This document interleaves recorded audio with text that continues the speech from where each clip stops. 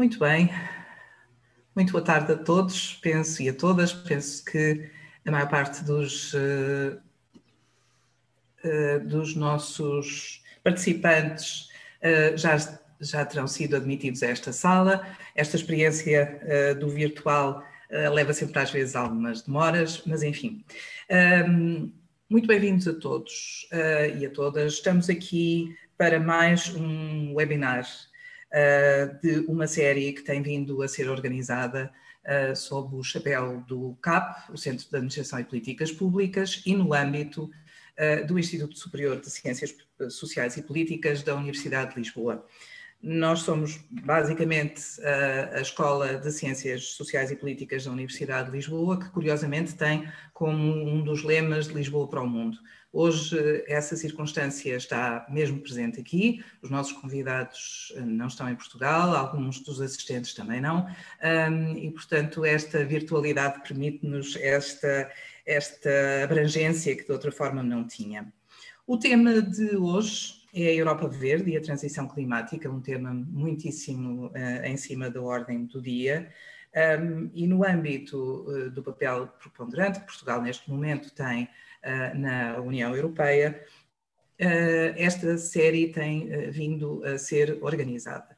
Os nossos convidados de hoje dispensam apresentações, de qualquer maneira, é com muita honra que o ISCSP, a presidência do ISCSP, que eu aqui represento hoje, dão as boas-vindas a Jorge Moreira da Silva, neste momento, depois de já uma carreira que inclui ainda para mais a docência no ISCSP, desempenha um cargo de direção na OCDE, e Francisco Carreiro, um membro do Parlamento Europeu e que é pertencente ao Grupo dos Verdes, Aliança Livre. É de facto uma honra para nós termos aqui estes dois convidados que irão, enfim, animar toda esta sessão. O ISCSP, naturalmente, queria dar uma palavra de reconhecimento também interna, ou seja, à organização deste evento e de toda a série de eventos que tem vindo a ser desenvolvida. O CAP permite-nos ter a infraestrutura técnica e também o enquadramento científico para todos os temas que estão a ser abordados.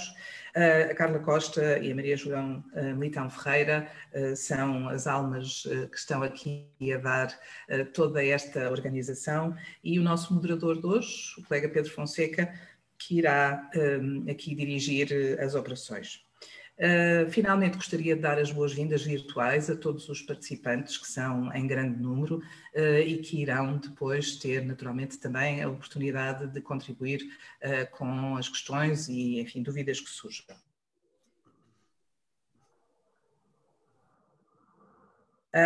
Finalmente, e peço desculpa, de vez em quando a minha internet flutua um bocadinho.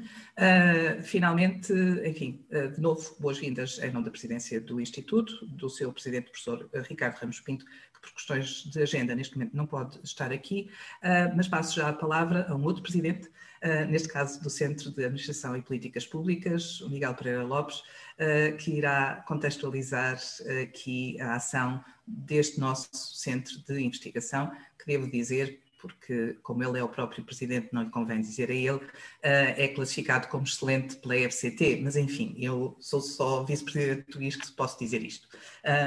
Miguel, se quiseres tomar a palavra, muito obrigada.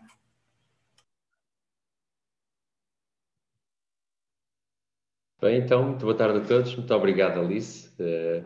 Já agora, troca de galhardetes, isso também só é possível porque estamos numa escola com a dinâmica que o ISCSP tem demonstrado. Muito obrigado pelas tuas palavras. Queria de facto dar as boas-vindas em nome do Centro de Administração e Políticas Públicas e dizer que, de facto, temos hoje aqui uma grande expectativa para mais este seminário. Eu estou a terminar de ler o último livro do Bill Gates, não sou um especialista na matéria, de modo que para mim tem sido uma leitura interessante.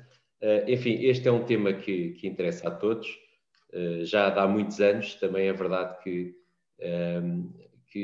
enquanto foi um tema apenas social, digamos que foi fazendo o seu percurso, tem também hoje, como sabemos, uma importância económica que lhe terá trazido uma dinâmica e um conjunto de dinâmicas de maior notoriedade. E, de facto, é um gosto enorme termos aqui dois grandes especialistas e, para além do mais, duas pessoas que não só, se a nossa universidade está virada para o mundo, neste caso, são pessoas com um grande mundo e, portanto, é esse mundo que nós também queremos que nos tragam até nós. Eu queria apenas destacar, até porque está presente, penso já vi por aqui, o Rui Sá. Nós temos uma linha de investigação em ambiente dentro do CAP, Ambiente e Narrativas Antropocénicas, que é coordenada pelo Rui, que está aqui entre nós, e isto para vos dizer que, enfim, se por um lado há uma dimensão, digamos, até geopolítica e geoeconómica que, na verdade, uma vez que este evento está associado à presidência da União Europeia, que enquadra este conjunto de sessões, o tema em si é um tema, de facto, da maior relevância para o nosso centro de investigação. Portanto, só mesmo para terminar, muito obrigado aos nossos oradores, bem-vindos aos nossos participantes e um obrigado muito, muito especial às organizadoras deste evento. Portanto, bom trabalho e estamos mortinhos por ouvir a vossa perspectiva. Muito obrigado. Boa tarde, bem-vindos ao terceiro webinar de um conjunto de 5 webinários cujo objetivo é debater os principais pilares da presidência portuguesa da União Europeia. Chamámos este ciclo de debates as 5 Europas e hoje propomos-nos debater o tema da Europa Verde e da transição climática. Queria começar por agradecer à anuência ao nosso convite e a presença no debate dos nossos oradores, designadamente Francisco Guerreiro, membro do Parlamento Europeu, inserido no Grupo dos Verdes, Aliança Livre Europeia, e Jorge Moreira da Silva, especialista em questões climáticas e presentemente a exercer funções diretivas na OCDE. Agradeço igualmente a presença da vice-presidente do ISCSP, professora doutora Alice Dona Trindade, e do presidente do Conselho Executivo do Centro de Administração e Políticas Públicas, professor doutor Miguel Pereira Lopes. Agradeço também à audiência, que, como eu refiro sempre, é a razão de ser destes webinars.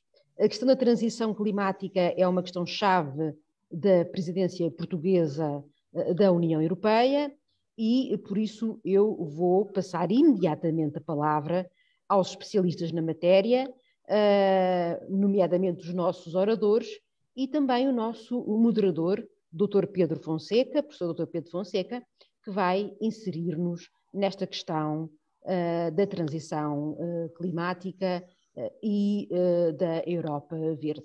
Muito obrigado pela vossa presença e bem-aja. Muito obrigado. Boa tarde a todos. Penso que é a minha vez, não é, de iniciar. Portanto, como todos já compreenderam, estamos aqui para debater as questões relacionadas com o problema climático que enfrentamos, portanto, com a dimensão que o webinar resolveu chamar Europa Verde, Transição Climática, e temos connosco então dois oradores que já foram apresentados, o Jorge Moreira da Silva e também o Francisco Guerreiro. São duas personalidades que nos honram com a vossa presença, obrigado. São especialistas na matéria, portanto têm uma longa carreira, ou pelo menos uma carreira que vem sendo dedicada ao desenvolvimento sustentável, à energia e ao ambiente. O Jorge Moreira da Silva, eventualmente, todos mais ou menos conhecem os presentes, exerce atualmente funções relacionadas precisamente com a questão do desenvolvimento na OCDE, mas tem também um percurso muito interessante. Aliás, preside também ao think tank da Plataforma para o Crescimento Sustentável, que aliás já tivemos a oportunidade aqui no Instituto de assistir a várias sessões desta plataforma, dedicada precisamente às questões do desenvolvimento sustentável. Mas depois tem uma carreira pública também bastante relevante, foi Ministro do Ambiente, Ordenamento do Território e Energia, foi também Conselheiro sénior e Diretor da área de Economia e Energia das Alterações Climáticas do PNUD, foi também consultor do Presidente da República para as áreas precisamente do ambiente, Secretário de Estado, enfim, uma carreira, esteve nas Nações Unidas, no Banco Europeu para o Desenvolvimento, na Comissão Europeia, como consultor internacional e, portanto, abreviando, tem uma carreira relevante e um conhecimento muito interessante e uma intervenção muito relevante nesta área. O Dr. Francisco Guerreiro, a quem agradeço também a presença, é eurodeputado precisamente pelo grupo dos Verdes, a Aliança Livre Europeia, está no Parlamento Europeu desde 2019, tem feito também uma intervenção relevante na área do ambiente, do desenvolvimento, foi membro do partido PAN, neste momento desvinculou-se do PAN, mas continua com uma atuação no âmbito do Parlamento Europeu relacionado com as questões da sustentabilidade, da agricultura, do desenvolvimento rural e tem também, segundo percebi, tido uma ação interessante de promoção da ideia do rendimento básico incondicional, que, segundo percebi, vamos ter aí algumas novidades em breve sobre a ideia. Portanto, obrigado pela vossa presença e nós vamos então iniciar este webinar, que o prelúdio já vai longo. Qual é o plano? O plano é relativamente simples. Nós, nos últimos dias, assistiram certamente a vários desenvolvimentos nesta área do regime internacional do combate às alterações climáticas. Houve várias notícias que surgiram na comunicação social a propósito de novas iniciativas lideradas pelo atual Presidente dos Estados Unidos da América. Também alguns desenvolvimentos interessantes na União Europeia, precisamente relacionado até com uma ação interessante que a própria Presidência da União, no caso de Portugal, vem desenvolvendo. E, portanto, a ideia era estruturar o webinar em 4 momentos principais. Num primeiro momento, nós gostaríamos de ouvir quer o Jorge, quer também o Francisco, sobre uma espécie de diagnóstico sobre porque é que estamos a falhar, porque é que tem sido tão difícil lidar com o problema climático, porque é que sistematicamente percebemos que ficamos aquém dos objetivos ou daquilo que o problema climático exige, não é? Depois, um segundo momento, eu gostava de os ouvir sobre o que é que podemos fazer diferente, não é? Soluções, de certa maneira. Depois, num terceiro momento, ouvir sobre o posicionamento específico da Europa. Estamos aqui no âmbito precisamente da presidência portuguesa da União Europeia e é importante ver que a Europa tem tido ou tem procurado ter um papel liderante nesta matéria e, portanto, é importante ouvir alguma coisa específica sobre a Europa e depois daria espaço para uma reflexão final dos nossos convidados e também para um espaço de debate. Portanto, este é o plano das festas, digamos assim, e não me demoraria mais e daria a palavra aos nossos oradores. Mas eu diria, eu ouvi o nosso presidente do Centro de Administração e Políticas Públicas, o professor Miguel Pereira Lopes, falar que estava a ler o livro do Bill Gates. Eu confesso que também comecei a ler no outro dia. Eu tenho andado um bocadinho afastado das questões ambientais e climáticas, depois, durante muitos anos, ter me dedicado muito tempo à questão e algum empenho de investigar, de estudar, de perceber, de compreender. Talvez por causa de um bocadinho de alguma frustração, de estarmos sempre longe de alcançar os objetivos, e eu achei curioso como o Bill Gates começa o livro. Ele diz-nos assim: nós, relativamente à questão climática, só precisamos de conhecer 2 números, 51 mil milhões e 0. 51 mil milhões é a quantidade de toneladas de gases de efeito de estufa que colocamos anualmente na atmosfera, e 0 é onde precisamos de chegar ao longo das próximas décadas. Parecendo tão simples, depois ele reconhece que a questão é muito difícil e tem sido muito complexa ao mundo e à política mundial e à economia mundial lidar com o problema. E era sobre essa dificuldade que eu gostava de vos ouvir, desses obstáculos e desses problemas que eu gostava de vos ouvir numa primeira fase. Eu daria talvez a palavra imediatamente ao Jorge Moreira da Silva, se assim entenderem, para ouvir um bocadinho sobre isso, talvez 10 minutos, coisa do género. Obrigado.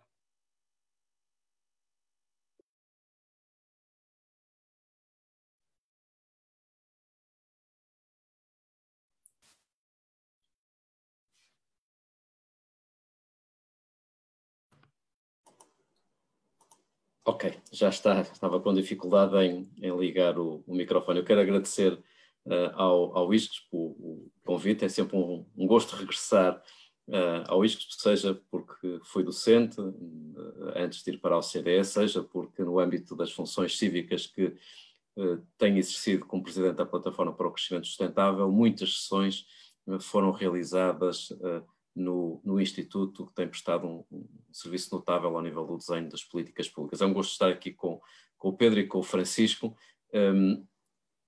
Bom, eu não posso deixar de dizer que, apesar das dificuldades existirem, elas são ainda assim menores do que aquelas que conhecíamos há algumas décadas, e não são, em todo caso, nenhuma razão para esmorecer ou para aí encontrar uma desculpa para a inação. Eu trabalho no tema das alterações climáticas há muitos anos. Fui, como Francisco, deputado europeu, no final da década de 90, início da década de 2000, quando fui autor do Sistema Europeu do Comércio de Emissões, fui o relator do Protocolo de Quioto, participei em 80% das conferências internacionais das alterações climáticas e devo dizer que tenho um certo cansaço com a ideia de que ainda nos falta alguma coisa ao nível das negociações internacionais para passar a agir. Nós não precisamos de mais coisa alguma para agir e para agir com intensidade e com dinamismo. A verdade é que muitas das dificuldades que nós enfrentamos no passado estão ultrapassadas. Alguns tinham dúvidas quanto à base científica das alterações climáticas. Essa dúvida está arrumada há muito tempo. Recordo-me quando iniciei o trabalho na área das alterações climáticas, quando o presidente Bush abandonou o Protocolo de Quioto, quando o primeiro-ministro italiano à época, Berlusconi, também tinha dúvidas sobre as alterações climáticas. Esses foram elementos que criaram dificuldade no final da década de 90, início da década de 2000, para passarmos à ação. Esse assunto está arrumado. Como arrumada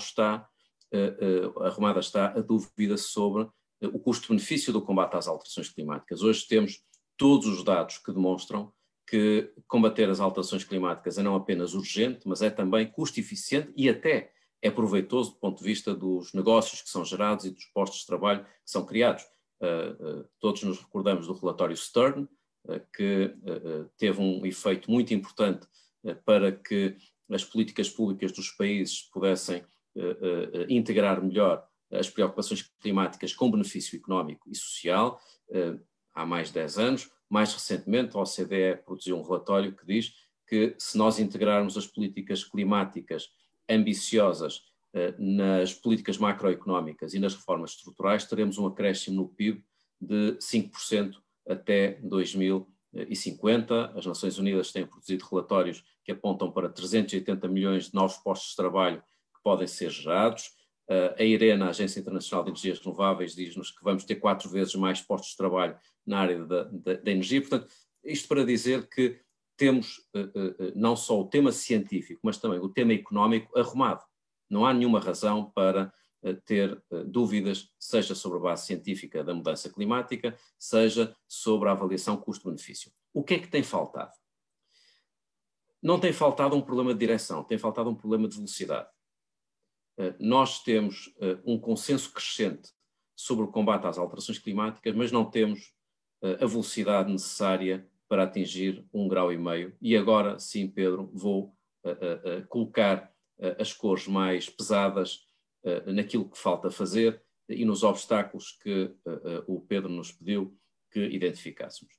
Nós temos neste momento 3 grandes problemas para passar à ação. Ou melhor, não é para passar à ação, é para ter uma ação compatível com a ambição que está definida. O Acordo de Paris é muito mais abrangente do que o Protocolo de Quioto. Integra 200 países, mas tem uma pequena grande dificuldade. É que em vez de ter imposto metas top-down, isto é, definido um objetivo climático que está definido de 1,5 grau de limite ao aumento da temperatura face ao período pré-industrial e depois definir metas vinculativas a nível nacional numa lógica de repartição de esforços, a lógica foi outra. A lógica foi, vamos meter todos no mesmo barco, ao contrário do Protocolo de Quioto, e o preço a pagar pela inclusão é dar margem de manobra aos países para definirem as suas próprias metas, unilateralmente, e depois vamos fazer uma avaliação para perceber se a somatória de 200 metas nacionais bate certo com o objetivo de limitar o aumento da temperatura a 1,5 grau. Hoje a temperatura já aumentou 1,2 graus face ao período pré-industrial, portanto a janela está a fechar-se, e aquilo que hoje os cientistas nos dizem é que o somatório das metas dos vários países já não nos coloca, felizmente, numa caminhada para 5 a 6 graus de aumento da temperatura, mas ainda assim nos coloca numa trajetória de aumento da temperatura de 3,2 graus e não de 1,5 graus. Portanto, como eu tenho dito em várias ocasiões, Paris não cumpre Paris. E este é o primeiro grande problema. As metas de Paris têm que ser revistas. O que ouvimos na semana passada é positivo, mas é altamente insuficiente. Nós estamos a falar de uma progressão quase geométrica da ambição que é necessária. A UNEP, a Agência das Nações Unidas para o Ambiente, diz que para calibrarmos o Acordo de Paris em termos de metas com as necessidades reais, teríamos de ter um acréscimo da ambição dos países 5 vezes superior àquilo que foi neste momento definido. Segundo problema, há um problema de curto prazo, de médio e de longo prazo. Temos ouvido vários governos, incluindo o governo português, com declarações e afirmações e compromissos para neutralidade carbónica até 2050. A China assume esse objetivo em 2060. Temos 126, provavelmente neste momento já são mais, países com objetivos de neutralidade carbónica. É um pequeno grande problema.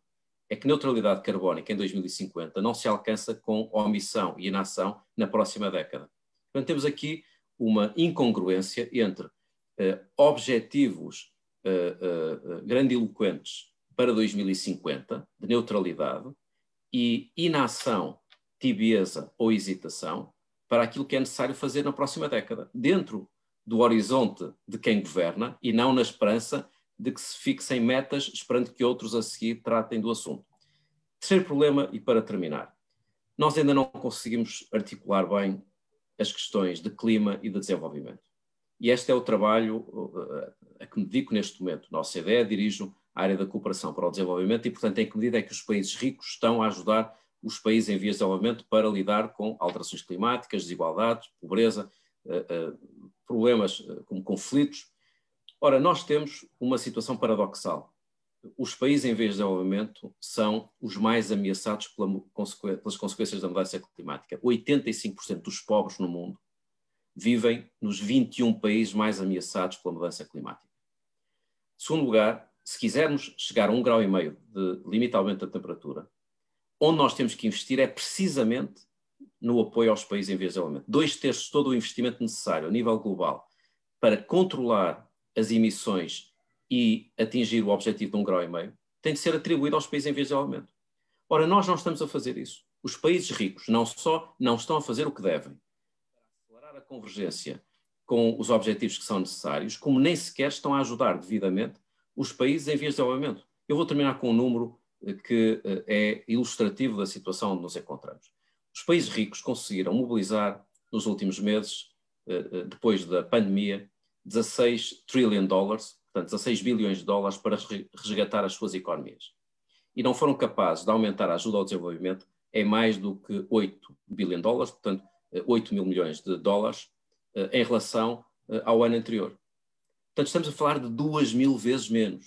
Isto é, o acréscimo de ajuda ao desenvolvimento este ano foi 2.000 vezes menor do que os pacotes de estímulo financeiro alocados ao resgate às nossas economias. Portanto, nós temos de encontrar uma solução global. Portanto, eu diria, dificuldades, Pedro, uma incongruência entre o que foi definido em Paris e as metas que os países estão a atribuir, uma incongruência entre o curto prazo e o médio e o longo prazo, e uma incongruência entre o combate às alterações climáticas e a erradicação da pobreza e das desigualdades à escala global. E depois, durante a nossa conversa, terei mais condições para desenvolver. Obrigado. Obrigado, Jorge. A questão muito interessante, o problema da justiça, não é? O problema das alterações climáticas e a questão da justiça, que foi muito tempo debatida e encarada até como um obstáculo ao avanço das negociações, mas com o qual qualquer regime eficaz vai ter que lidar. Francisco, eu lançava imediatamente o debate e fazia-lhe uma provocação, se me permitisse. Para além dos obstáculos, das dificuldades e também de algumas observações que o Jorge foi fazendo, podia-nos dizer alguma coisa se a dimensão e a urgência das transformações que temos pela frente, de vir dos tais 51 mil milhões de toneladas para zero, está para lá da nossa capacidade da nossa capacidade de transformação rápida em termos políticos, económicos e sociais. Eu sei que o Jorge não gosta disto porque ele queria ultrapassar imediatamente mas desculpe esta minha insistência nesta fase. Força, Francisco. Antes de mais, obrigado pelo convite, é um gosto estar aqui com todos vós e pela primeira vez estar a debater com o Jorge.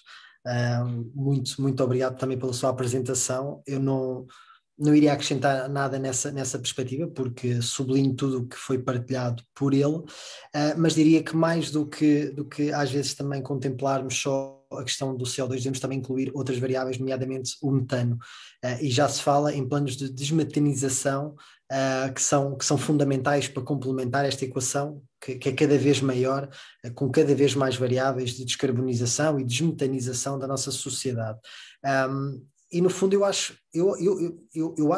verificando os dados da comunidade científica e um grande consenso, esmagador consenso na comunidade científica, que nós já temos todas as ferramentas que precisamos, técnicas, para realmente caminhar para esta sociedade realmente sustentável. E eu iria mais do que o sustentável. O sustentável hoje é usado, e muito também por muitas organizações, muitos grupos políticos, como um chavão, e nós temos que ir para lá do sustentável, nós temos que ir para o conceito de regeneração, o impacto que nós temos da espécie humana nos ecossistemas, e mesmo na nossa própria relação humana, é tão profundo que nós temos que ultrapassar este conceito de quase neutralidade de impacto humana, e temos que ir para além dele e regenerar o dano que realmente e o impacto que temos na sociedade.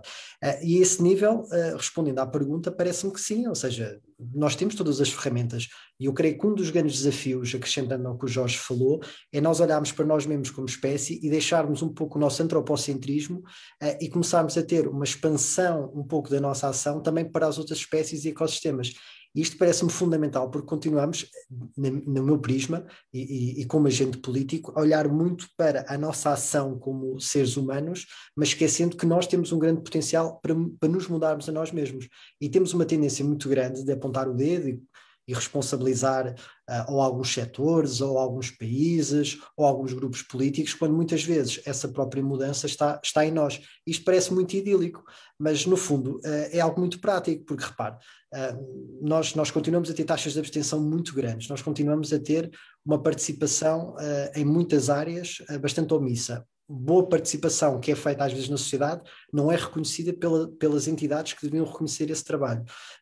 E muitas vezes as nossas próprias ações como pessoas e como consumidores não vão para além do nosso conforto, portanto nós não deixamos de ser um bicho, por assim dizer, sedentário, e que também temos muita dificuldade em mudar. Portanto, nós quando olhamos também para estes fenómenos sociais de relacionamento, não só entre nós, mas com tudo o que está no meio ambiente e nos ecossistemas, nós temos que realmente repensar também a nossa própria existência. E isto não é assim tão filosófico como às vezes pode parecer, é muito prático. Portanto, nós temos tido até uma perspectiva económica e social que realmente somos o suprassumo e que somos uma espécie dominante. Mas isso nunca adveio, na sua generalidade, de uma responsabilidade acrescida para com os restantes seres, para com os ecossistemas e mesmo para com o nosso próximo.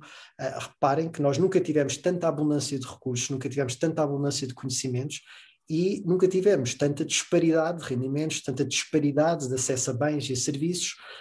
Isso é realmente inconcebível. Portanto, nós temos que, para além de, naturalmente, olhar para as questões mais triviais e que nos são dadas vários exemplos de como é que devemos fazer esta transição para modelos mais regenerativos, temos também olhar para nós mesmos e pensar que nós não podemos continuar a viver do modo como vivemos. Portanto, é um falso desenvolvimento que tem surgido na sociedade, e a esse nível acho que os exemplos dados pela OCDE e por várias outras entidades demonstram também a nossa responsabilidade por vivermos na União Europeia, de partilharmos boa parte da riqueza, ou pelo menos do desenvolvimento que temos tido com estas nações e com estas populações que mais precisam.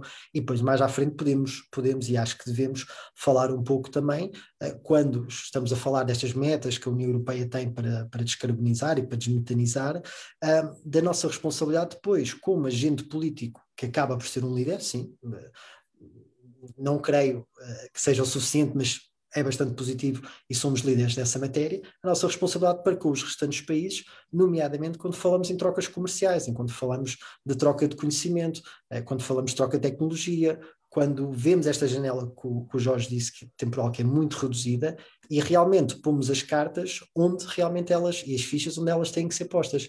E aí também parte muito da nossa responsabilidade de europeus, e eu sou um europeísta convicto, de também nos responsabilizarmos com as restantes nações.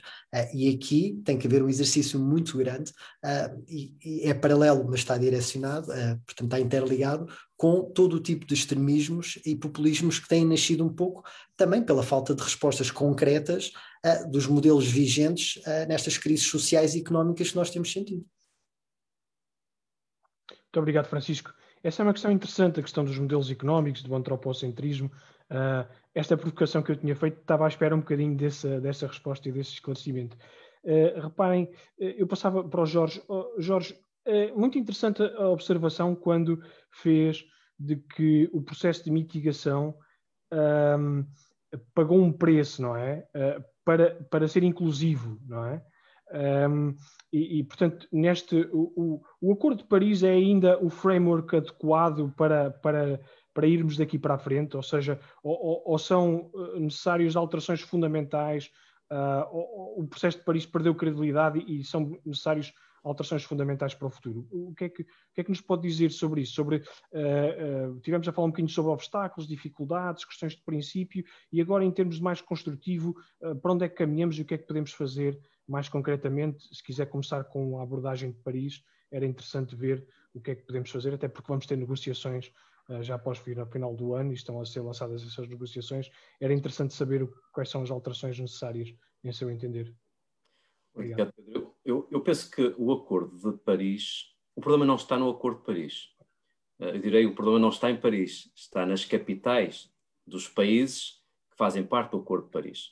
O Acordo de Paris traduz-se, eu sou apaixonado, como sabem, pelos temas da política pública, do próprio sistema político, da arquitetura internacional. Eu acho que o Acordo de Paris ofereceu o nível de inclusão e de participação que era decisivo para que todos sentissem que faziam parte da mesma resposta, com, obviamente, responsabilidades diferenciadas em função do seu nível de desenvolvimento. Portanto, eu não julgo que estamos numa situação de dilema, se Paris é a solução, se não é a solução. Eu, no fundo, acho que o que falta é levar Paris à letra, mais do que tentar revisitar o Acordo de Paris. Eu acho, aliás, que há um quase vício, uma adição pelas negociações climáticas. E nós temos que abandonar esta ideia de que há um conjunto de negociadores que todos os anos se encontram nas COPs, que em vez de durarem 2 semanas, duram 2 semanas e mais 2 dias, para ver se há fumo branco no final das 2 semanas, discursos muito enfáticos dos líderes internacionais sobre a aposta nesta área, a comunicação social muito motivada para o tema, e depois a ideia, bom, ainda não foi desta, não conseguimos ter a ambição necessária. Peço desculpa, isso é branqueamento das responsabilidades próprias. O Acordo de Paris precisa de implementação mais do que de uma alteração. Quando eu falo da revisão das metas, é dentro do Acordo de Paris, porque o próprio Acordo de Paris prevê que exista uma avaliação ao fim de 5 anos sobre as metas. Portanto, temos é que levar a sério essa avaliação e agravar, tornar as metas mais ambiciosas. Portanto, eu acho que a arquitetura do Acordo de Paris foi um passo gigantesco na direção de uma confluência internacional para lidar com um bem público global. Nós hoje estamos no meio de uma pandemia e sabemos que as vacinas, ou a vacinação, que é bem diferente, é um bem público global, que uma pandemia é um mal global, que a descarbonização é um bem público global, que as alterações climáticas são um mal público global e, portanto, a arquitetura do Acordo de Paris ofereceu este nível de inclusão. Mas depois há outra dimensão que me parece importante em termos de arquitetura, estamos a falar de arquitetura, que é tirar também partido da aprendizagem que foi na União Europeia da introdução de mecanismos de mercado. Aqui há uns anos sabíamos que só há 3 formas de internalizar externalidades ambientais, de meter um preço nas coisas. Uma é por via da regulamentação, que é no fundo dizer não pode fazer, não pode produzir esse tipo de produto, esse tipo de atividade está interdita. Isso era a lógica dos anos 70, anos 80.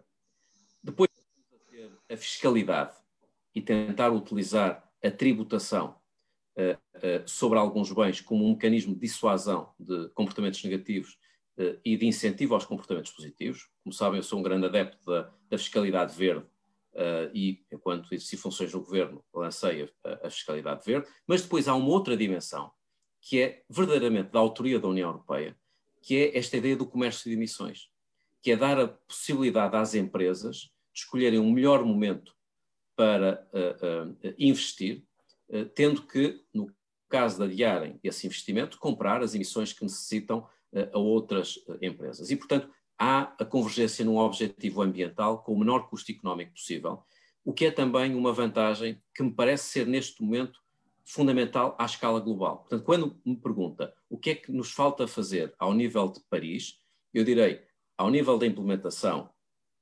metas mais ambiciosas e passar à ação, ao nível da arquitetura, tentar utilizar a boa experiência do Sistema Europeu de Comércio de Emissões para que sistemas regionais possam ir sendo desenvolvidos e ser interligados com o sistema europeu. Nós precisamos de um mercado global de carbono, precisamos de um preço de carbono. O carbono é uma commodity que tem de ser internalizada.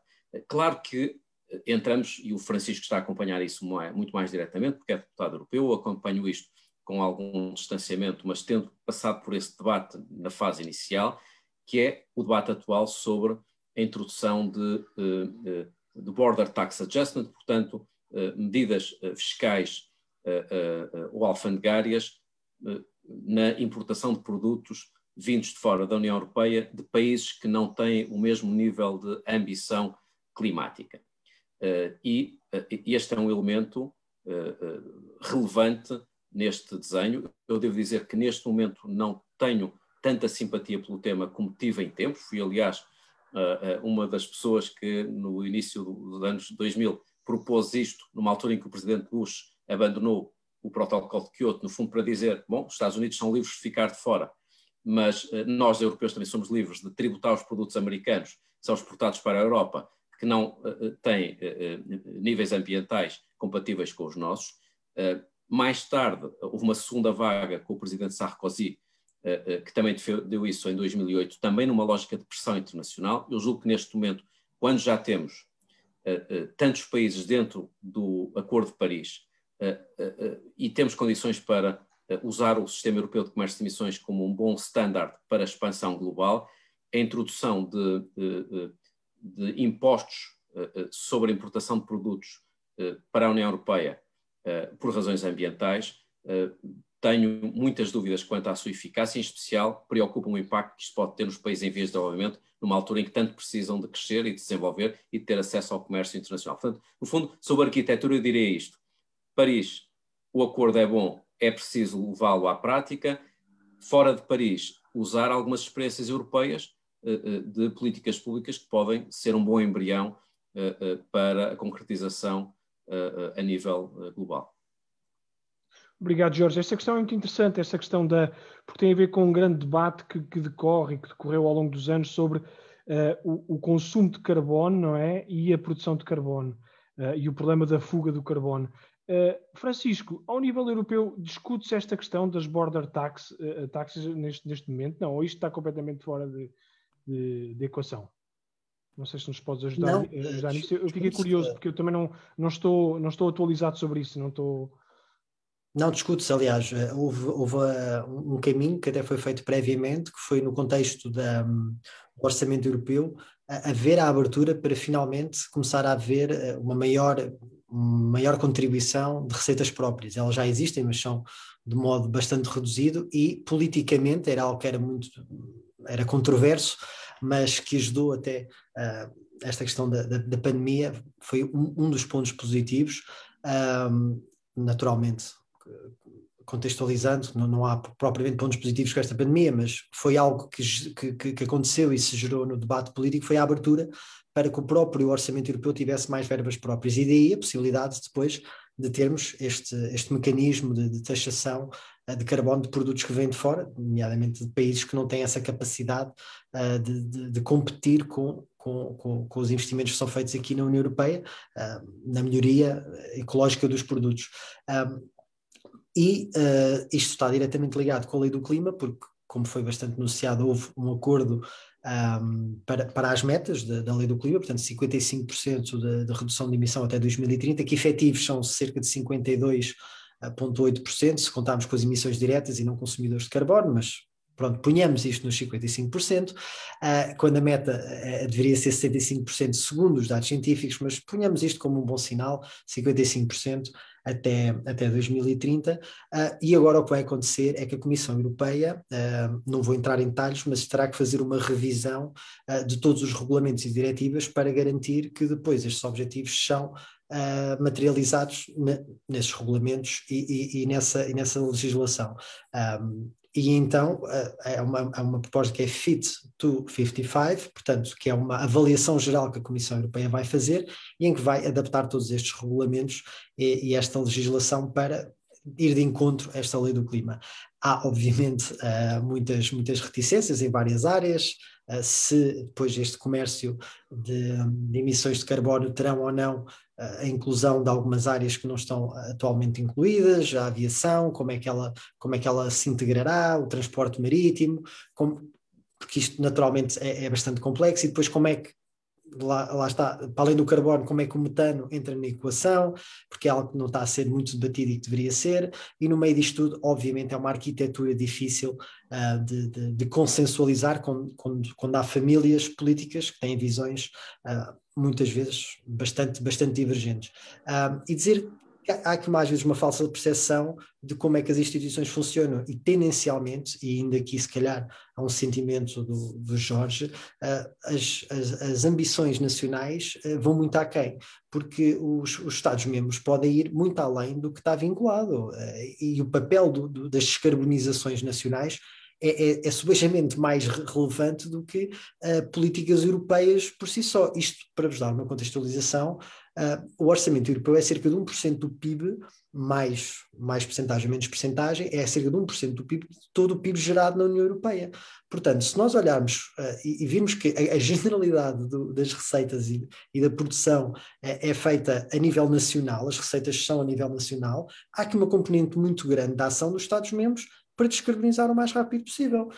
E nós podemos olhar, por exemplo, para o nosso país, eu aqui sou bastante crítico, com a atual governação, que por um lado, sim, faz os roteiros, faz as metas, faz os planos, mais uma vez com discursos muito pomposos, mas depois esbarra com a realidade que quer construir um aeroporto comercial no Montijo, que é algo que vai contra qualquer realidade de emissão de carbono e que tem um impacto direto não só no ecossistema local, mas terá naturalmente nas metas globais, quando por um lado se fecha Sines e se tenta terminar com a emissão de gases com efeito de estufa, porque muito bem se faz um descomissionamento daquela central, e por outro lado quer-se desenvolver da mesma maneira, ou quase da mesma maneira, construindo um aeroporto no centro de Lisboa, mais uma vez investindo no litoral, investindo em áreas que já estão densamente povoadas, e não havendo aqui até uma própria ligação com a coesão territorial que deve haver,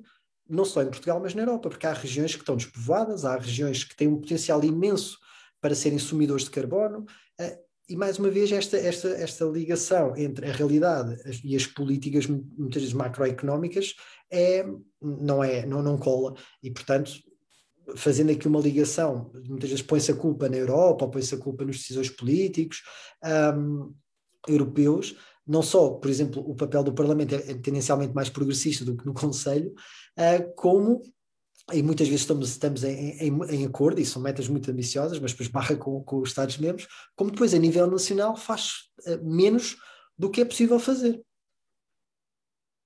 Obrigado, Francisco. Essa é uma questão interessante e tem sido também ao longo dos anos apontada alguma falta de credibilidade ao mesmo tempo que no plano internacional os países anunciam grandes ambições, depois no plano doméstico vêm-se algumas contradições. De qualquer forma, nós queríamos ultrapassar a esse nível. Já agora uma nota, Jorge, quando falou a propósito das questões do regime internacional, falou que os países em desenvolvimento e mais pobres são aqueles que vão pagar vão pagar as piores consequências, os impactos mais gravosos, têm menor capacidade de adaptação também, menor capacidade para lidar com fenómenos climatéricos extremos que se espera que sejam mais frequentes.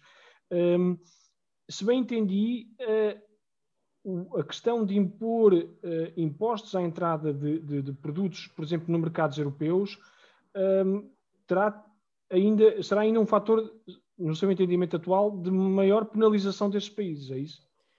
Eu julgo que, voltando ao tema dos países em vias de desenvolvimento, verdadeiramente é do nosso interesse apoiar os países em vias de desenvolvimento, porque se não financiarmos e apoiarmos esses países, como o planeta não tem isto é, as emissões têm implicações, independentemente do sítio onde são geradas, nós não teremos qualquer possibilidade de atingir 1,5 graus de aumento da temperatura. Portanto, é do nosso interesse. Eu não acho que se deva apoiar os países em vias de desenvolvimento por interesse próprio. Isto é por razões de solidariedade. Mas neste caso, se não apoiarmos os países em vias de desenvolvimento, podemos dizer adeus a 1,5 graus. Isto é, a Europa pode assumir a neutralidade carbónica nos próximos 10 anos, que se não apoiar os países em vias de desenvolvimento, teremos mudança climática a sério.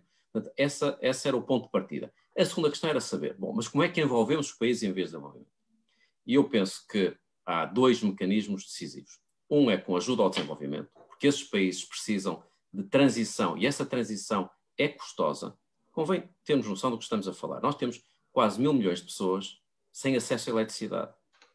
Não é verde, não é branca, não é cinzenta, não tem. Portanto, como é que nós podemos ter uma narrativa de descarbonização quando temos 150 milhões de pessoas atiradas para a pobreza extrema nos últimos 6 meses? Ou 2.400 milhões sem saneamento básico? Portanto, a primeira questão é preciso apoiar. A segunda questão muito bem, além do apoio, como é que nós podemos criar mecanismos de incentivo à descarbonização, em especial em economias que são cada vez mais abertas e competitivas e concorrenciais? E eu defendo que o Sistema Europeu de Comércio de Emissões oferece uma boa inspiração para ir sendo desenvolvido de forma paralela noutras regiões e um dia poder interligar todos estes sistemas de comércio de emissões. Isto é, quando desenhei o sistema europeu com outras pessoas, a ideia sempre foi, para aqueles setores que são essencialmente da indústria, da energia intensiva, podermos ter um sistema global de comércio de emissões. Isto é, um preço de carbono global que não seria aplicado a todos os setores, porque é impossível aplicar isso a todos os setores, mas seria aplicado às áreas de alta intensidade de utilização de energia e de produção de energia. Claro que para os países em desenvolvimento, o burden, portanto o cap, o teto desses sistemas teria que ser calibrado de acordo com as suas possibilidades. Onde é que eu vejo o problema do Border Tax Adjustment? Eu vejo um problema do Border Tax Adjustment, esta taxa à entrada de produtos na União Europeia, porque eu penso que neste momento a questão do carbon leakage, portanto da fuga de investimentos da Europa para zonas de fora da Europa, por não terem regras ambientais tão apertadas, trata-se dentro do Sistema Europeu de Comércio de Emissões. Isto é, hoje já existem setores dentro do comércio de emissões europeu que têm derrogações ou algum tipo de flexibilidade, porque são setores em risco de deslocalização. O Border Tax Adjustment, uma taxa à entrada da Europa, na minha opinião, arriscava-se a ser redundante com mecanismos europeus que já existem e, pior do que isso, poderia dar um sinal de uma guerra comercial, que é tudo aquilo que nós não precisamos neste momento. Portanto, eu acho que no plano teórico é uma ideia interessante. Eu acho é que numa altura em que há uma convergência tão grande no Acordo de Paris, acenar com esta penalização não me parece que seja tão interessante como foi em tempos, quando tínhamos tanta gente cética em relação às alterações climáticas, em que aí sim era importante explicar que quem não adere vai ter uma implicação. Numa altura em que estamos todos a convergir, isso parece-me mais complicado. Coisa diferente é saber se os orçamentos de Estado, ao nível dos Estados-membros e ao nível europeu, se não devem beneficiar de fiscalidade verde. E, portanto, para os recursos próprios da União Europeia, como dizia o Francisco, são apenas 1%, se não deve haver uma reflexão sobre impostos verdes que sirvam para alimentar esse orçamento europeu e alimentar o orçamento de Estado nacional. E eu tenho uma posição que é a seguinte, que é da neutralidade. Eu sempre defendi taxing more what you burn and less what you earn. E, portanto, impostos verdes para alimentar o desagravamento de outros impostos, nomeadamente o IRS e o IRC. Para que os impostos verdes não sejam confundidos com uma vontade de arrecadar receita, mas, pelo contrário, com uma vontade de reorientar comportamentos, para que produzir verde signifique ganhar e consumir verde signifique poupar.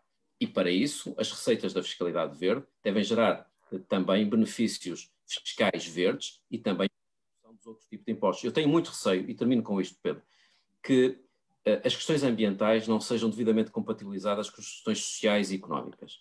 Nós não podemos ter uma trincheira ambiental em que o dividendo ambiental não gera um dividendo social e económico. E, portanto, eu acho que é muito importante, nós vimos o que aconteceu em França com os coletes amarelos. É muito importante que o agravamento das metas ambientais, no bom sentido, seja acompanhado de benefícios sociais e económicos, não só no futuro, mas no presente, porque nós temos pobreza e desigualdade ainda mais agora com a pandemia.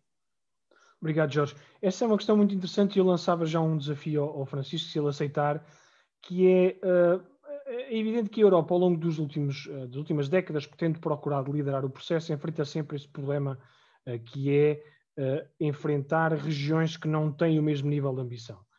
E, portanto, na medida em que estamos, como o Jorge disse, com um bem público global, as emissões tanto faz serem feitas aqui em Portugal, como na China, ou como na Índia, ou como noutro país qualquer, e, portanto, de pouco adianta para o objetivo da estabilidade climática se a Europa fizer tiver uma grande ambição, se não for acompanhada por outras regiões. Esse foi sempre um grande desafio, o problema do free riding. Francisco, a Europa é um exemplo para o mundo neste domínio, pode ser um exemplo para o mundo neste domínio, pode efetivamente liderar pelo exemplo o mundo, porque uma coisa é o que o Jorge falava, é que nós podemos, sticks and carrots, não é? Nós podemos, portanto, com os países em desenvolvimento, apoiá-los e, portanto, incentivá-los, e, aliás, os mecanismos de mercado já prevêem alguns incentivos a esse nível. Mas como lidar com outras grandes potências mundiais que estão em grande crescimento e que os Estados da América são erráticos, não é? Portanto, agora estamos nesta fase, sabe-se lá o que é que virá. A própria China, não é? É preciso ver bem o problema da China, porque nada se fará, verdadeiramente, em termos de objetivo último, se não envolvermos com grande ambição quer a China, quer os Estados da América. A Europa tem essa capacidade de liderar, não é? Porque eu lembrei-me quando o Jorge falava dos países em desenvolvimento, da posição indiana, com muitos milhões de pessoas que não têm acesso à eletricidade, e depois alguns indivíduos ocidentais vão lá dizer que eles não podem construir centrais a carvão, não é? Portanto, isso é uma grande dificuldade. Portanto, eu posicionava-vos agora esta questão do papel da Europa. A Europa como liderante, como fator de mobilização mundial, quais são as suas capacidades e quais são as suas virtualidades para liderar este processo. Francisco, força. O Francisco está no local decisório, era interessante ouvi-lo sobre isso. Co-legislador, portanto ainda falta, sim. ainda falta alterar aqui algumas dinâmicas na União Europeia, e eu acho que é uma matéria interessante, até porque dentro da União Europeia nós temos não só países bastante diferentes, como próprias regiões dentro desses países bastante diferentes. E tendencialmente tem que se fazer um caminho de harmonização fiscal, harmonização económica, uma aproximação dos nossos modelos a estes níveis para podermos realmente trabalhar no mercado único, porque senão temos, por exemplo, não podemos ser exemplo quando temos empresas portuguesas a colocar as suas sedes no Luxemburgo ou na Holanda para evitar a taxação de impostos. Portanto, mais do que sermos moralistas e estarmos a tentar educar o mundo, se calhar começamos a educar-nos a nós mesmos dentro da União Europeia e realmente a perceber que nós não estamos aqui num sistema de competição, pelo menos per si, entre países, e realmente temos de ter um sistema mais cooperativo e temos que perceber o que é que funciona melhor para todos nós harmonizarmos nesse sentido. Mais uma vez, não quero deixar de frisar que tendencialmente no Parlamento Europeu as posições são muito mais harmoniosas e somos muito mais progressistas e estamos muito mais em acordo, mas barra muito depois com aquelas posições mais, não diria nacionalistas, porque estaria a exagerar um pouco, mas mais afincadas dos Estados-membros em tomar posições que muitas vezes são em benefício próprio. Portanto, estamos a ajudar o próximo e isto vai ter um benefício porque os Estados-membros dentro da União Europeia depois conseguirão harmonizar melhor as suas políticas. E eu acho que aí, fundamentalmente, nós somos um exemplo. Nós não nos podemos esquecer que não deixamos de ser um baluarte da democracia, da liberdade de expressão, da mobilidade. E o exemplo do Reino Unido foi um trágico exemplo do quão podemos ser levados pelo populismo e pela falta mesmo de responsabilidade social e mediática quando se tratam de assuntos tão graves e tão profundos como transições sociais, transições económicas, transições ambientais. E eu acho que o Reino Unido agora está a sofrer bastante também dessa própria retórica nacionalista quando se vê o próprio Reino Unido a desagregar-se e com a possibilidade de Estados, regiões, países dentro do Reino Unido a quererem a sua inserção na União Europeia. Portanto, é um exemplo de como nós, mais do que às vezes olharmos para as divergências que existem, claramente, não só entre famílias políticas, mas entre nações, regiões, percebermos que há muitas pontes em comum e trabalharmos essas pontes. E, naturalmente, a União Europeia, como um bloco de 460 milhões de pessoas, que não deixam de ser consumidores com PIB substancial, tem a capacidade, e mesmo a nível industrial, tem a capacidade de influenciar diretamente outros blocos. Mas agora também temos que fazer escolhas, porque negociar com os Estados Unidos não é a mesma coisa que negociar com a China. E eu acho que nós também temos que escolher bem as lutas e as alianças que fazemos para não comprometer os nossos próprios valores.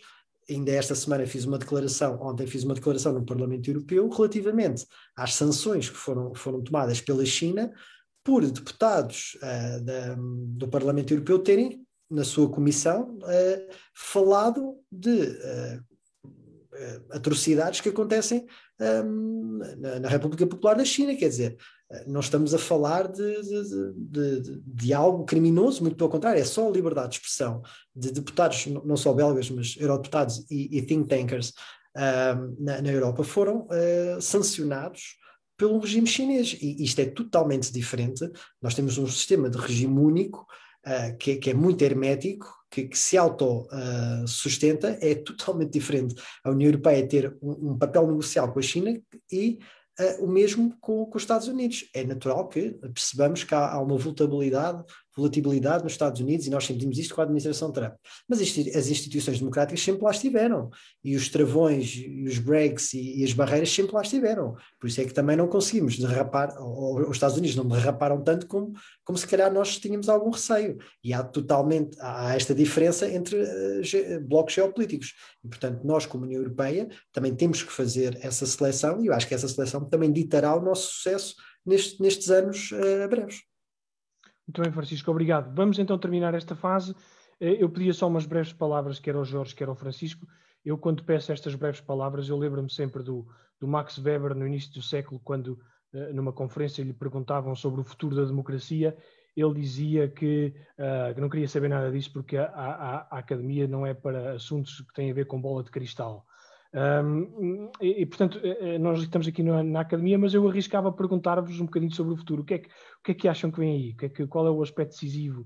Qual é a evolução expectável? Jorge, eu sei que me vai dar uma perspectiva de esperança, de certeza absoluta. Não, vou a pensar precisamente na academia e nos jovens que estão na academia, que são os vossos alunos, e nos meus e nos vossos filhos. Isto é, eu noto uma impaciência, uma quase intransigência dos mais novos em relação àquilo que está a acontecer. Isso, para mim, é o principal fator de esperança. Porque esses cidadãos, eleitores, contribuintes, consumidores, serão game changers. Ninguém vai continuar a querer produzir uma coisa se não tiver quem consuma, e hoje há muitos negócios que fracassarão, não por razões de preço, mas por razões reputacionais, porque há cada vez mais consumidores, em especial os mais jovens, que não aceitam um tipo de consumo que não seja um consumo ético.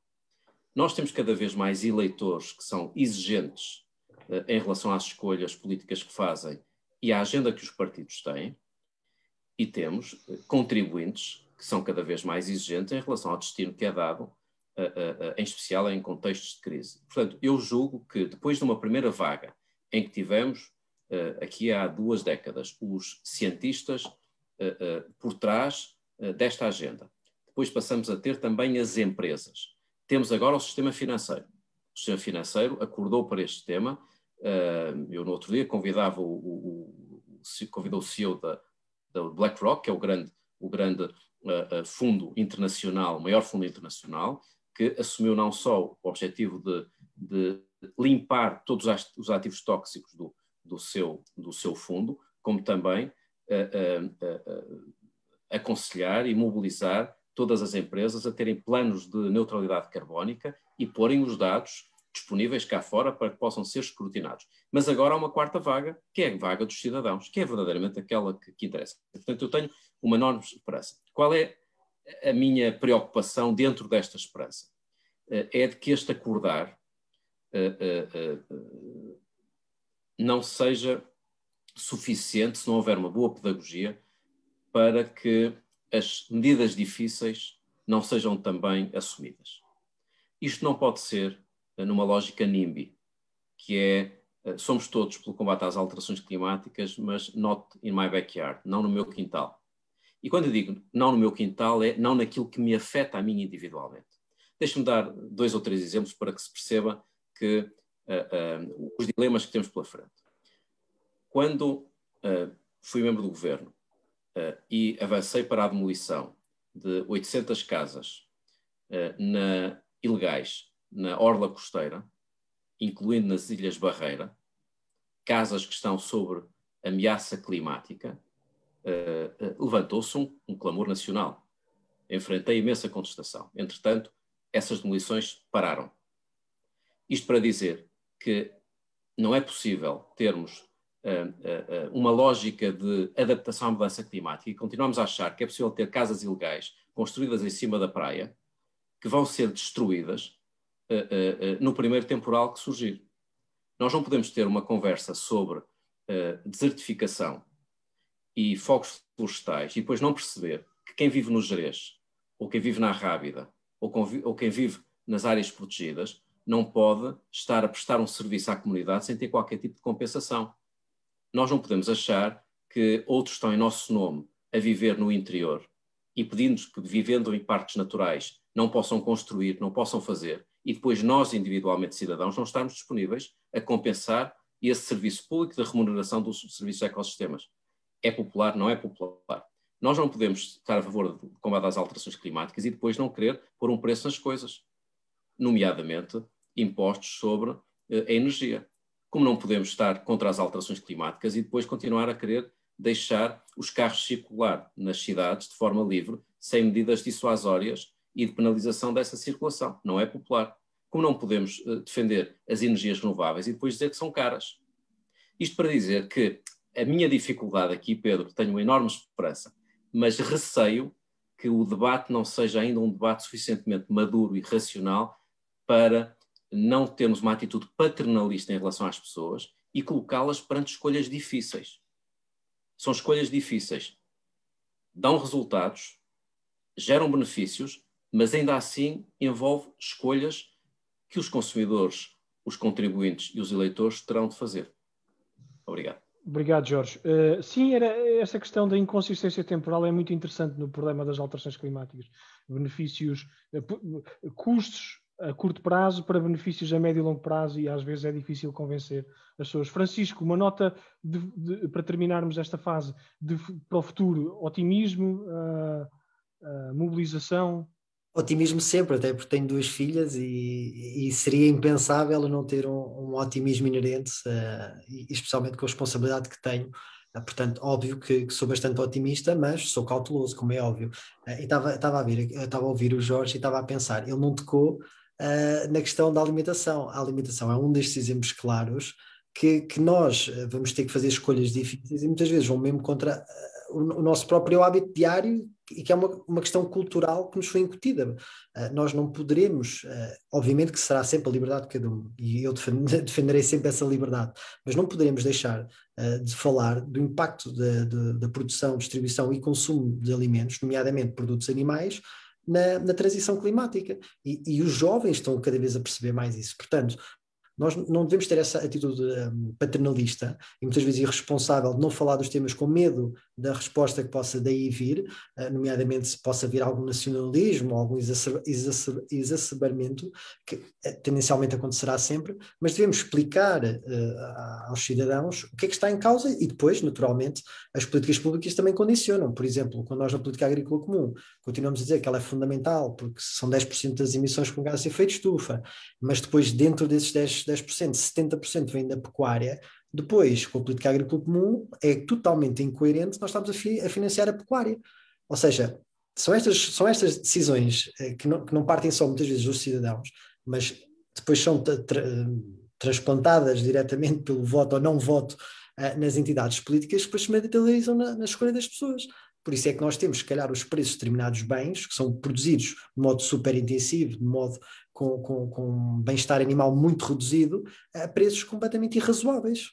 E depois os bens, que se calhar deviam estar com um preço muito mais acessível para termos uma saúde mais equilibrada, para termos um ecossistema mais regenerativo e mesmo para garantir bem-estar animal, não existe. Ou é muito difícil ou só está ao alcance de alguns. Portanto, temos que realmente falar dos temas duros, temos que pôr as opções na mesa e depois trabalhar a nível político para que mais pessoas participem. Eu acho que a participação democrática é fundamental.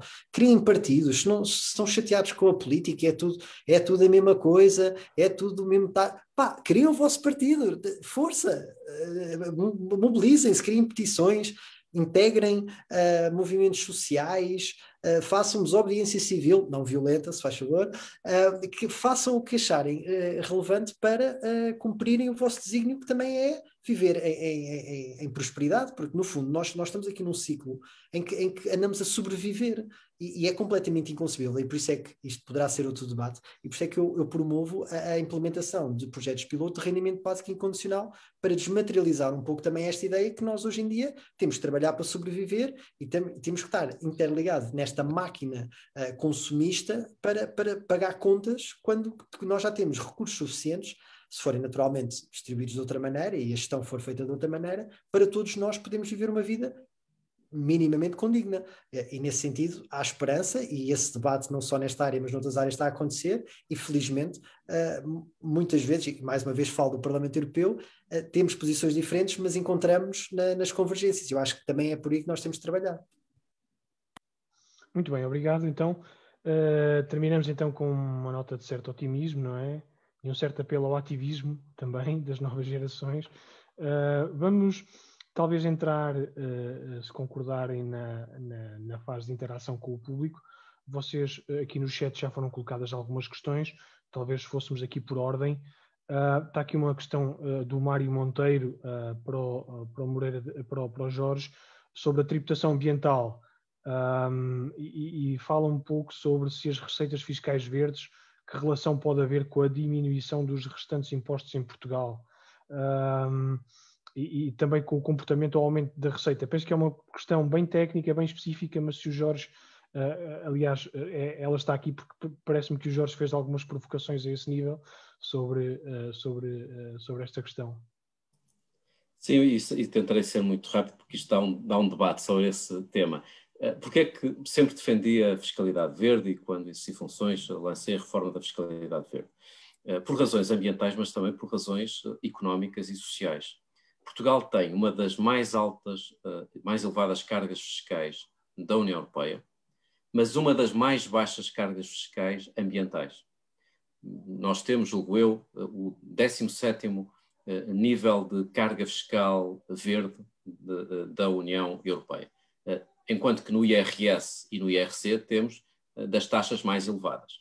Portanto, a nossa lógica foi terem atenção que a fiscalidade em Portugal não é equilibrada entre aquilo que se penaliza fazendo um mal, que é poluir, e aquilo que se penaliza fazendo um bem, que é trabalhar ou gerar riqueza. Portanto, essa é a primeira lógica. A segunda é, nós temos uma elevadíssima dependência energética do exterior. Temos uma intensidade energética altíssima e desperdiçamos imensa água. Logo, precisamos de reorientar comportamentos por sinais de preço. Terceiro, os cidadãos, em regra, são sensíveis aos sinais de preço. Como se viu, aliás, com os sacos plásticos. Havia imensa dúvida e numa semana desapareceram os sacos plásticos leves, as pessoas passaram a usar os sacos plásticos mais espessos, ou então, que foi o que aconteceu na prática, passaram a utilizar sacos reutilizáveis. Na altura, quisemos, e parece-me que esse continua a ser um bom princípio, garantir que isto não era visto como uma arrecadação de receita, mas como uma reorientação de comportamentos com efeito nulo na receita fiscal, portanto, aumentaram os impostos para baixar outros, mas com benefício económico. Houve uma avaliação custo-benefício, um painel independente de especialistas, julgo, aliás, que é uma boa prática entregar a especialistas a avaliação custo-benefício de políticas públicas, uma lógica de monitorização e, de preferência, uma perspectiva de previsibilidade e de estabilidade. Eu termino com o seguinte, Pedro. Eu continuo a achar que a fiscalidade verde é uma boa forma de alinhar objetivos ambientais com objetivos sociais e objetivos económicos, mas preocupa-me a instabilidade ou a imprevisibilidade. Nós temos que garantir que esta neutralidade que vai sendo gerada é previsível. O que é que aconteceu em termos práticos? A taxa de carbono ficou, que é uma taxa que tem gerado milhões e milhões de receitas, mas a descida do IRS desapareceu. E, portanto, eu julgo que é importante, olhando para aquilo que o Francisco disse, que é uma convergência, um consenso, um compromisso cada vez mais alargado nestas áreas. Eu acho que não só na fiscalidade, mas em todas as áreas climáticas, nós precisamos de uma grande convergência e de um grande acordo que envolva as forças políticas, sociais, a sociedade civil. Porque uma causa como esta não se resolve numa legislatura. E o que nós não podemos ter é sempre que muda um governo, mudam as políticas. E, portanto, eu acho que se há uma área que beneficiaria de um compromisso, e eu não gosto de consensos moldes, mas de um compromisso escrutinável, monitorizável, ambicioso, é o tema das alterações climáticas. E a fiscalidade verde insere-se neste âmbito. Obrigado, Jorge. Temos aqui uma questão para os dois, do Rui Sá. Obrigado, Rui. Esta é uma questão, não sei se vocês estão também a ver, coloca em equação o plano de recuperação e resiliência que após um período de consulta pública já foi entregue pelo governo português a Bruxelas, e o questionamento do Rui é se, como um dos pilares estratégicos é a questão da transição climática, é se as medidas que constituem este pilar são boas intenções e se, na vossa opinião, são suficientes para uma efetiva transição climática.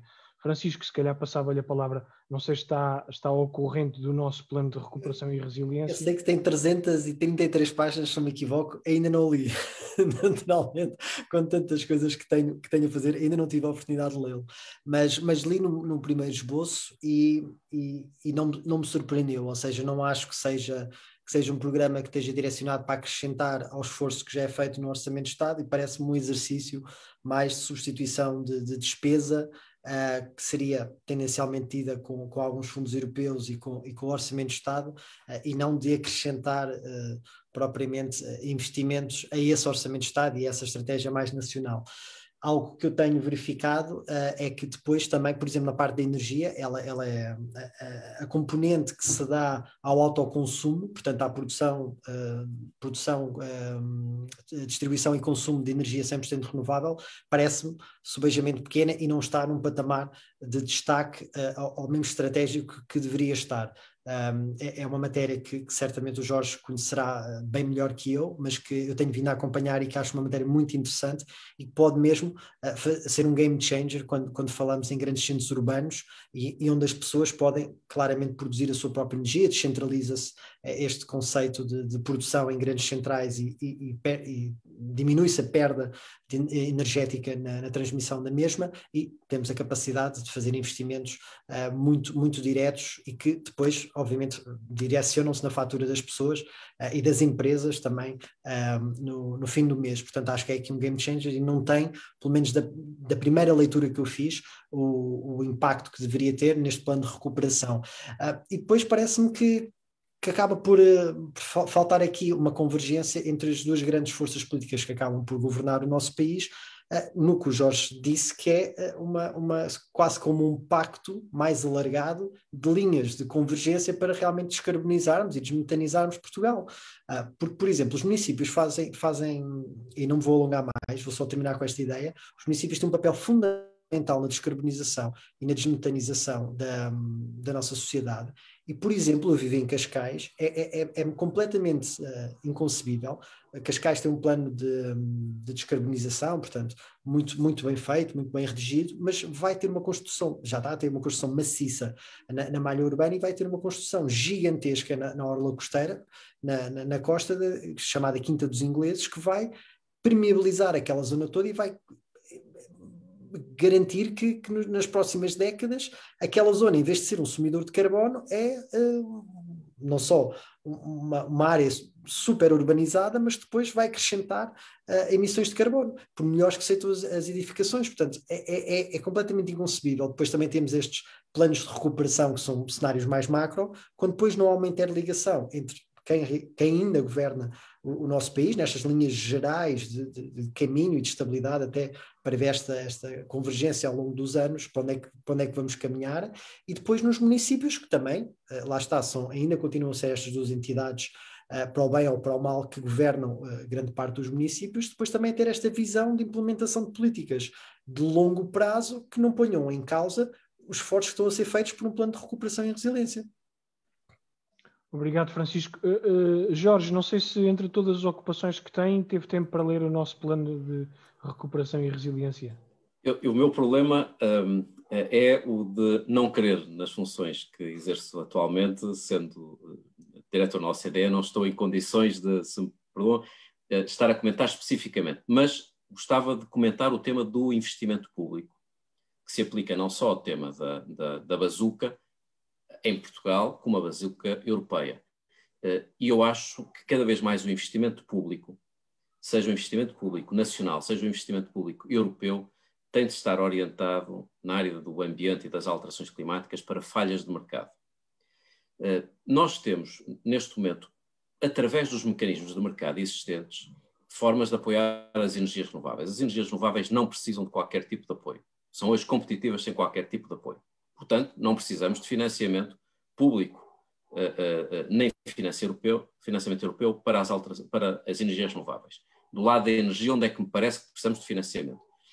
Para as grandes infraestruturas, nomeadamente para as interligações, que permitiriam a Portugal ser um exportador de eletricidade renovável para a União Europeia. Nós e Espanha, somos uma ilha energética, e as metas que foram negociadas em 2013 e 2014 no âmbito da União Europeia de reforço das interligações para termos 10% de interligações mínimas, são decisivas porque isso permite à Europa poupar 40 mil milhões de euros anuais de consumo de energia, porque uma rede mais interligada permite que as metas europeias de energias renováveis sejam atingidas a um custo mais baixo, porque nós temos vento, água, sol, em quantidade e em qualidade que outros países europeus não têm, e, portanto, esses países beneficiariam da exportação de eletricidade renovável a partir de Portugal, e Portugal beneficiaria da criação de emprego e de riqueza a partir de projetos aqui realizados. E, portanto, investimento público europeu para as interligações parece-me decisivo. Na energia, eficiência energética, como disse o Francisco, seja a área da eficiência, seja o autoconsumo e a microgeração, são decisivos. Porquê? Quem quiser instalar painéis em casa solar térmico ou solar fotovoltaico sabe que compensa, mas não tem dinheiro. Há um problema de tesouraria e de liquidez. Isto é, nós fizemos as contas, sabemos que ao fim de 3, 4, 5, 6, 7 anos no máximo, temos o retorno do investimento que fizermos em painéis para aquecimento de água ou para produção de eletricidade em casa. A verdade é que a maior parte dos portugueses não tem condições para fazer esse investimento. E aí o financiamento público pode servir para baixar a taxa de juro para quase uma taxa nula e, no fundo, criar condições para que os cidadãos tenham a tesouraria e a liquidez necessária para fazer um investimento que faz sentido e que só não fazem porque não têm tesouraria, liquidez suficiente. Depois, parece-me que o investimento na área das alterações climáticas tem que ir essencialmente para a adaptação e não para a mitigação. Onde há uma falha de mercado é na adaptação. Prevenir incêndios, proteger a floresta, proteger a biodiversidade, combater a erosão costeira, combater a degradação de recursos hídricos, das massas de água. Não há um modelo de negócio para isso? Os privados vão fazer isso? Qual é o benefício? Enquanto que na produção de eletricidade renovável existe um benefício, porque há um sinal de preço, na adaptação não existe. E, portanto, eu se tivesse que meter dinheiro num cesto, enquanto decisor público, europeu ou nacional, colocaria no essencial na adaptação às alterações climáticas, onde existe uma falha de mercado, e não tanto na mitigação, onde acredito que os incentivos de mercado são suficientes. Finalmente, reabilitação urbana. Nós temos que travar a nova construção e orientar-nos para a reabilitação urbana. Mais uma vez, existe uma falha de mercado, nós temos apenas 10% do nosso investimento de construção na reabilitação urbana. Há países em que isto é 80%.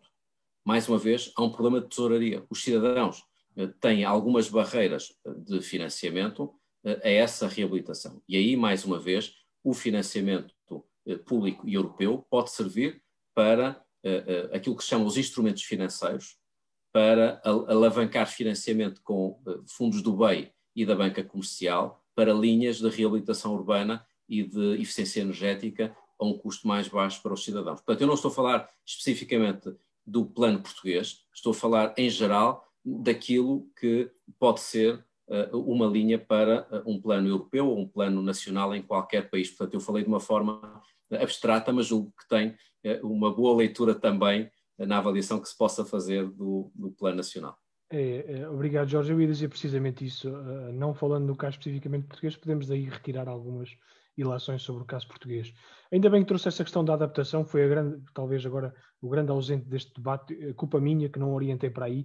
De qualquer maneira, nós temos aqui uma segunda questão do Rui, que nos fala da barragem do Pisão em Portugal, que foi considerado o segundo pior projeto com efeitos gravíssimos para a natureza e para o ambiente. Se calhar, quem sabe, o Jorge também não quer pronunciar-se muito sobre isto, não sei. Francisco, quer nos dizer alguma coisa sobre isto, sobre esta barragem? Eu aqui se calhar sou um pouco radical, que é se há indicadores que estas infraestruturas são claramente negativas, manda abaixo, não há qualquer problema. Agora, o que me parece e aqui só dando uma nota ao que o Jorge disse, é fundamental também nós trabalharmos nesta questão das interligações para termos um mercado único energético e para reduzirmos a nossa dependência de países terceiros, nomeadamente da Rússia, em que os países do Norte estão muito dependentes das ligações gasíferas, e isso tem naturalmente uma ligação geopolítica. Isso cria instabilidades e dependências que nós não devemos ter. Por isso também concordar com esta visão das interligações na componente energética serem relevantes, até porque nós temos um potencial gigantesco nessa área. E dizer também na parte da água, não deixa de ser curioso que Portugal tem um grande problema de recursos hídricos, mas nós sabemos onde é que ele advém, portanto cerca de 70% advém da agricultura e grande parte dele advém da pecuária, que é super dispendioso a nível hídrico. Portanto, mais uma vez aquela ideia que nós podemos mas tem custos bastante elevados de consumir produtos animais indiscriminadamente. Depois, quando vamos debater esses temas e internalizar esses custos, realmente temos que falar das coisas como elas são e perceber os custos deles, mas dizer que esta parte da adaptação é fundamental, e um dos grandes aceleradores da destruição da nossa biodiversidade, do que nos mantém na nossa sociedade de modo saudável, é realmente o modo como nós produzimos e consumimos determinados bens alimentares. E este debate também tem que ser tido, porque muitas vezes em Portugal o interior e o mundo rural é deixado a essa realidade, mas depois não existem os incentivos para que as pessoas que lá vivem ou que queiram lá viver realmente existam. Portanto, as infraestruturas continuam a ser paupérrimas, a internet não chega a muitas destas áreas, o próprio investimento que estas pessoas fazem na preservação dessas áreas, sobretudo em zonas de reservas naturais, não é compensado do modo como deveria, para além obviamente de quem vive lá ter uma vida bastante mais preenchida a nível diário, mas as pessoas precisam de comer, precisam de rendimentos, precisam de infraestruturas, precisam de centros de saúde, e essa visão ainda não é materializada, sobretudo, e falo da realidade que mais próxima é de Portugal. Portanto, continuamos a ter muito investimento no litoral, continuamos a ter muito investimento nas cidades, nas grandes metrópoles, e temos que realmente olhar para o país de modo mais integrado e com uma política realmente de coesão, onde nós investimos mais no interior, onde investimos mais nessas pessoas, ou onde damos a possibilidade das pessoas se deslocalizarem para essas zonas. Daí, mais uma vez, a importância de começarmos a debater também a implementação de um rendimento básico incondicional para perceber se estes rendimentos ajudarão ou não a deslocalização de pessoas para áreas que estão atualmente despovoadas. Francisco, obrigado. Eu iria desafiar o Francisco a responder a mais uma questão que está ali, mas eu tive aqui a informação que o Jorge vai ter que sair, porque tem outros compromissos, e eu gostava muito de agradecer ao Jorge. Penso que nós aprendemos e também os seus contributos foram úteis para pensarmos o tema, e ainda bem que esteve connosco, Jorge. Muito obrigado. Está bem? Eu é que quero agradecer, foi um gosto e gostei imenso de debater com o Francisco. Eu espero que possamos debater mais vezes, porque foi muitíssimo interessante, e eu quero agradecer ao Pedro e ao Isques o convite. Muito obrigado. O CAP e o Instituto também agradecem, Jorge. Obrigado. Francisco, eu sei que nós estamos em cima da nossa hora, mas está aqui uma pergunta que eu acho que tem a sua cara, passa a expressão, que é, deixa-me cá aqui apanhar onde é que ela está. Uma pergunta genérica que o Álvaro Silva faz, não sei se também está a ver, a propósito das teses do degrowth, crescimento zero. O que é que eu sei que esteve num partido cujos programas eleitorais anunciavam e discutiam este tema. Não sei se nos quer dizer alguma coisa sobre isto. Isto é interessante. Bem, uma das minhas lutas dentro desse partido era realmente que houvesse a concretização económica do modelo que fosse alternativo. Falhei redondamente, portanto, aqui... Não foi por isso que saiu, ou foi? Minha, mas, não foi por isso que saiu, ou foi? Também foi, mas há outros motivos, mas deixo isso para outros calendários. O que acho relevante é realmente começarmos a questionar a ideia do crescimento pelo crescimento e das equações meramente quantitativas quando analisamos questões tão profundas como o que nós produzimos, como produzimos, o seu impacto na vida humana, nos ecossistemas, e portanto estas equações que nos são quase regurgitadas diariamente da análise numérica do PIB, do percentil, que está muito embutido na nossa cultura económica, tem que começar a ser desconstruídas, porque estas equações têm que ter mais variáveis. Por exemplo, quando nós sabemos que €1 investido em saúde mental poderá acrescentar 3 ou 4 euros no futuro, diminuindo assim o impacto, por exemplo, no nosso SNS, e que estas políticas de prevenção têm um impacto muito mais positivo, seja na saúde mental, seja a nível nutricional, por exemplo, no nosso SNS, estas equações têm que começar a transbordar para o discurso económico e político para os cidadãos começarem também a perceber que há alternativas. E, portanto, acho que aqui há uma grande responsabilidade dos atores políticos em fazer este exercício, quando acreditam neles, como é óbvio, e infelizmente em Portugal, pelo menos a nível de parlamentar, a meu ver, não existe nenhum partido que faça esse debate sério, e vai ser um debate difícil, porque a narrativa económica está muito vincada neste crescimento, na pibomania, e então um discurso sério, credível, com dados científicos, que demonstra às pessoas novas variáveis dentro de uma equação maior e que consiga claramente fazer este caminho também de transição, que mostra às pessoas que, por exemplo, a justiça climática é justiça social, não está dissociado, e que há um combate real, sem ser populista, à corrupção, à evasão e à elisão fiscal, a paraísos fiscais, ao fim dos paraísos fiscais, ou seja, que há um debate sério em torno destas matérias, sem ser de chavão. Eu acho que é fundamental, e aqui também está ligado, pode-se chamar crescimento nulo, degrowth. Eu acho que é um pouco difícil nesta altura do campeonato termos um discurso que seja facilmente compreendido, sobretudo para a generalidade da população, se começarmos logo a falar em decrescimento, porque o crescimento está muito associado ao desenvolvimento, ao rendimento, à melhoria da qualidade de vida.